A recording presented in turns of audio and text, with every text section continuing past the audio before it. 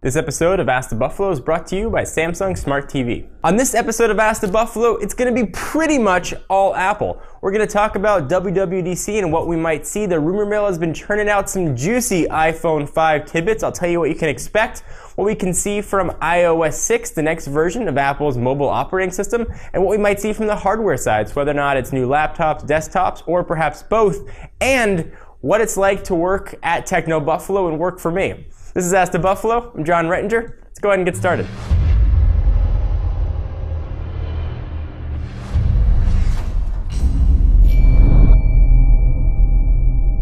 Josh wants to ask, could leaked hardware mean a new iPhone release this year at WWDC, or do you see Apple just showing off iOS 6? The site 9to5Mac really broke the dam on iPhone 5 rumors, and we can now see, presumably, what the next iPhone 5 is going to look like, highlighted by a larger 4-inch screen and a new sort of dual-color back. But there's now an aluminum plating in the middle with some sort of plastic or glass on the top and the bottom. Plastic, glass, and aluminum, or aluminium, depending on where you are all very, very, very good materials for allowing signals in and out. So presumably we'll have a much stronger antenna built into the new iPhone. Not much being mentioned about that. And hopefully we're going to see a new redesigned iOS 6. But will it be at WWDC? Sort of the prevailing line of thought was that Apple was going to keep up with an October-ish release cycle like they started with the iPhone 4S.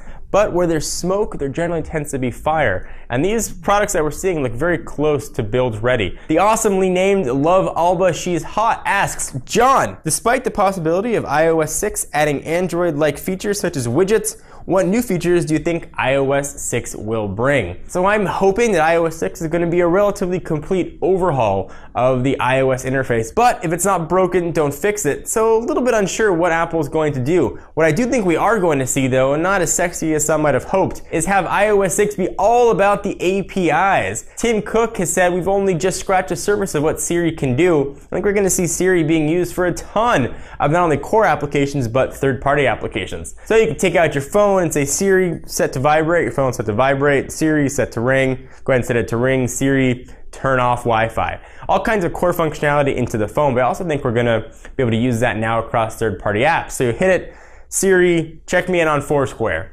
You know, Siri, add Facebook status to wish you were a Facebook phone. Whatever it might be, the possibilities are really endless. Siri is very capable, and I do agree with Tim Cook when I think we're just starting to see little glimmers of what Siri can do. Lan Win, who wants to ask what it's like to work at Techno Buffalo. Hey John, what kind of boss do you consider yourself to be, and what would it be like for others to work for you? So I thought it'd be best to not have me answer that question, but to actually let you talk to one of the Techno Buffalo staff members. If you read the site often, you've probably read some of his articles.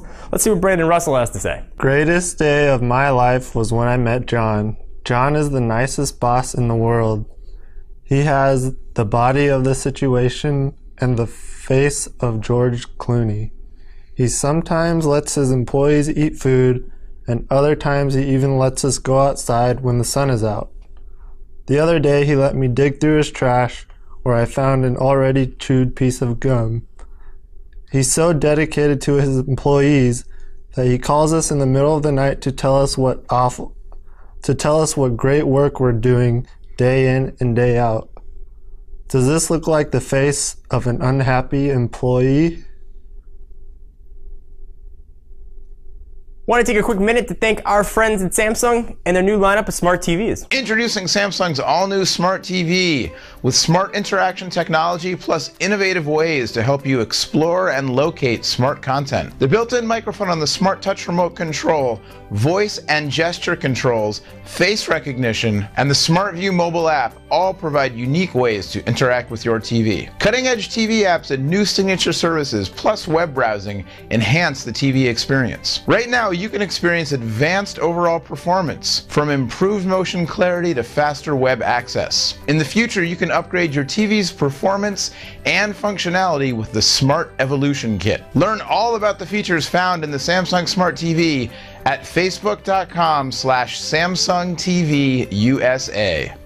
All right, so our last question, it's all about the hardware. R. Martin wants to know, hey John, I'm thinking about buying a MacBook Pro with Apple's WWDC, which does stand for a Worldwide Developer Conference, coming. Do you think the updates will be that much better than the current MacBook lineup? Do you think I should wait or buy the new one? It's coming very soon. It's on the 11th. Depending on when you're watching this, it's probably just a handful of days away. Wait a couple days. Presumably we are going to see a new Macs debut at WWDC. I think we're going to see new MacBook Pros, new MacBook Airs, updates to the iMac line. I talked about that in previous videos. We're going to see Ivy Bridge put in there. We're going to see Retina displays. And hopefully we're going to see new sleek designs from the MacBook Pro side, and hopefully a little smaller chin on the iMac. So wait, if you're thinking about buying a new Apple product, any product, over the next couple weeks, wait until the 11th.